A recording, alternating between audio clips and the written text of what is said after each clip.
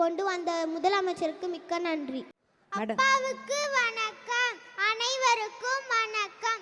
அப்பா தானே எங்களுக்கு சாப்பாடு போட்டீங்க, நாங்க எல்லாம் சந்தோஷமா இருக்கோம். 100 நாள் வேலைக்கு தான் எங்க அம்மா போறாங்க. ஆனா எங்க அம்மா தினமும் சாப்பாடு வச்சுட்டு போவாங்க, நாங்க சாப்பிட மாட்டோம். அதனால எங்களுக்கு ஆரோக்கியம் இருக்காது, சுறுசுறுப்பாகவும் இருக்க மாட்டோம். இப்ப காலை உணவு இருக்கிறதுனால நாங்க ஆரோக்கியமாகவும் இருக்கோம், சுறுசுறுப்பாகவும் இருக்கோம், நல்லா படிக்கவும் முடிகிறோம்.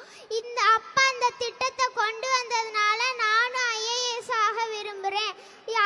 அப்பாவுக்கு என் தமிழ்நாட்டு மாணவ குழந்தைகள் அனைவரின் சார்பாக நன்றியை தெரிவித்துக் கொள்கிறேன். நன்றி, வணக்கம். காலை உணவுல உங்களுக்கு பிடிச்சது எது சார்? எந்த டிஃபனுக்காக இந்த இன்னைக்கு இது இருக்குமா அப்படின்னு எதுக்காக வெயிட் பண்ணுவீங்க சார்? சேமியாவுக்கு. சேமியா? சேமியாக்கு இப்படி ஒரு ஃபேன் இருக்கும் நீங்க யாராவது நினைச்சு பாத்தீங்களா? சேமியா உப்புமா வந்து ஒரு ஸ்டார் பிரேக்ஃபாஸ்ட் ஐட்டமா இவங்களுடைய இதுலயே. கரெக்டா மேடம்? கரெக்டா? சேமியா இங்க யாருக்கெல்லாம் பிடிக்கும்? கை தொடுங்க. யோ, என்னையா உன் சேமியாவை பார்த்தா நானே வாங்கி சாப்பிடலாம் போல இருக்கே. ஓகே, நீங்க சொல்லுங்க, வேற என்ன சொல்லணும் உங்களுக்கு?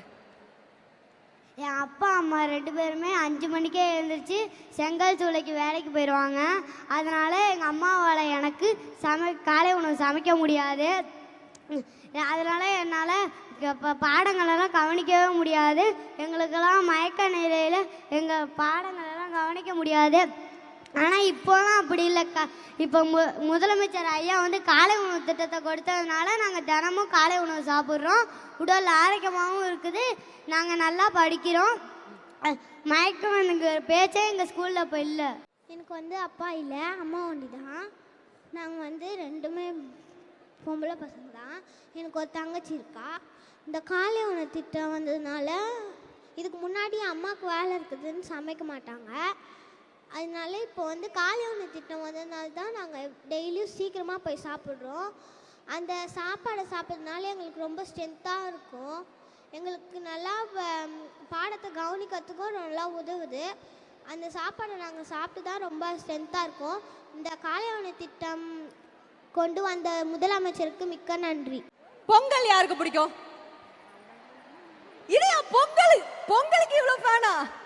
என்ன சிவகுமார் சார் இவ்வளோ ஃபேன் இருக்காங்க பொங்கலுக்கு? நீங்களும் சரி, இதுல இன்னொரு முக்கியமான விஷயம் நான் கேட்டேன் சிவகுமார் சார்.